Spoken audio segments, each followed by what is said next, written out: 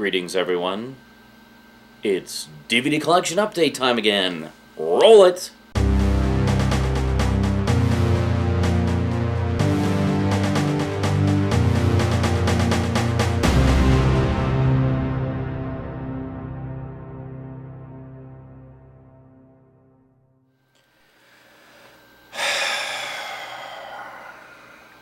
Welcome back. If I seem a little miffed, it's because this is take 2. I was actually almost done. I was in the process of going over the last DVD for this update, and my video editing program crashed. See, for these YouTube videos, I actually capture all the footage directly to the computer and then do all the editing there, so it only ever exists in digital form. I don't put it on tape or anything first. I do the Dead Space videos and stuff like this. Anything that requires me to be away from the computer, I do on tape and then transfer over after. But with these update videos and just, basic videos like this, I do it all straight to the computer. So, which normally works. It's worked hundreds of times before, but not today. So we're going to do shorter clips rather than trying to do it all as one big clip, in the hopes that all the shorter clips will be fine, and if anything screws up, I won't have to redo the whole damn thing over again. Well, now that we got that out of the way, let's get on with the update, shall we? First off, we'll start with a couple that Annetta picked up. The first of which is Sex and the City, the movie. The extended cut. Ooh, extended! Yeah, I think it has all of 3 extra minutes or something like that. It's not like a huge extension, but hey, whatever. We're seeing more than you guys who saw it in the theater. Haha. But of course, you probably bought this too, so who am I kidding? Anyway, Sex and the City. Why should I care? You're wondering. Well, Annetta used to have all 6 seasons on DVD, and while she was pregnant, she watched it a lot, over and over again. I lost count of how many times she watched the whole thing, all the way through. Now at the time, I was of course working full-time and getting the YouTube videos up and running a little more frequently than I had been prior to that, and just trying to do more with my YouTube page and stuff. So I was on the computer a lot, and the computer, of course, is near the TV. Now, of course, it was a different layout at the time. This was at our previous place, but, same basic idea. The TV was visible from the computer. So I was seeing a lot of Sex and the City, whether I wanted to or not, while I was working on the computer.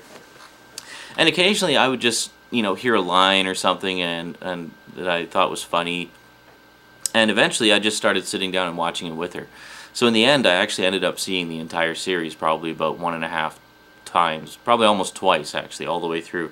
And tell you the truth, I'm not ashamed to admit, I actually really enjoyed it. I thought it was a really fun show, very well written, with entertaining and compelling and interesting characters, and just great little slice of life comedy drama story with lots of sex in it.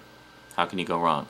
So I'm actually really looking forward to seeing the movie, because I, like a lot of viewers, was a little bit disappointed with the way the series ended. I thought some of the things could have been tied up a little better and such, so looking forward to seeing how it's all resolved in the movie, if it is resolved in the movie, I don't know. At the very least, it's nice to see some more Sex and the City. At this point in time, Annetta's actually sold off her individual season sets, and is going to pick up the new complete, well, not that new anymore, but the complete series collection that came out.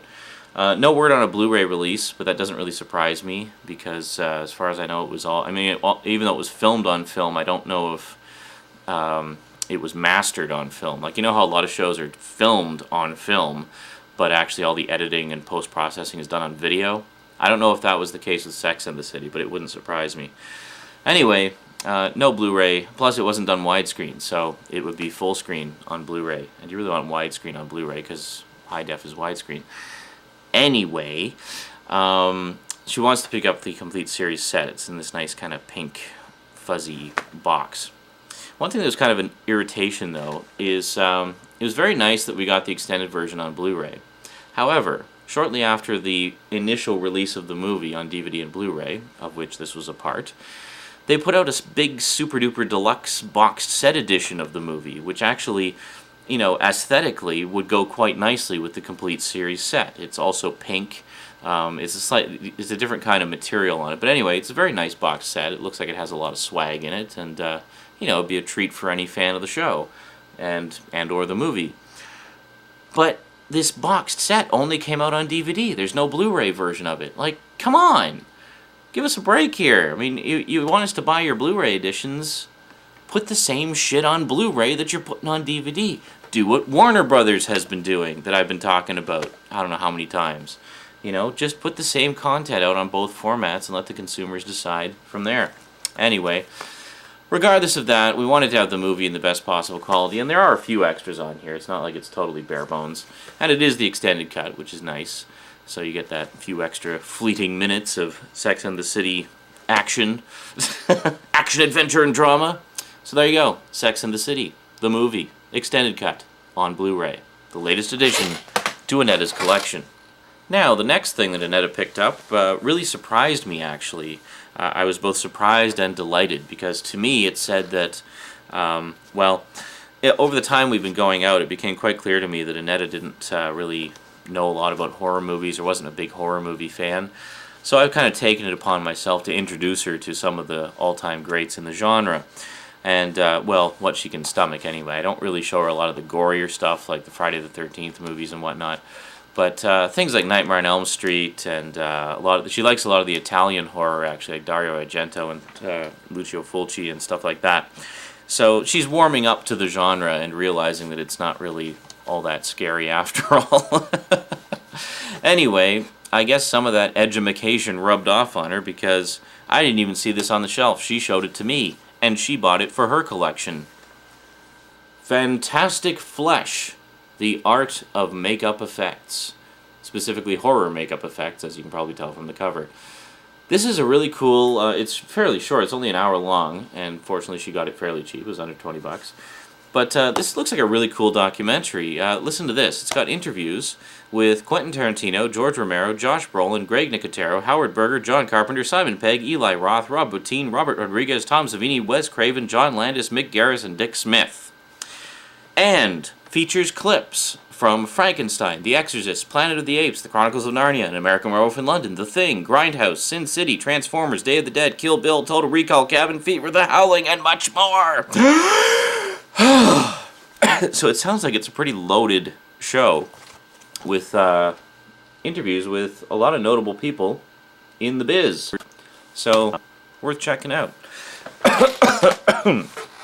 I'm just going to recover and I'll be right back.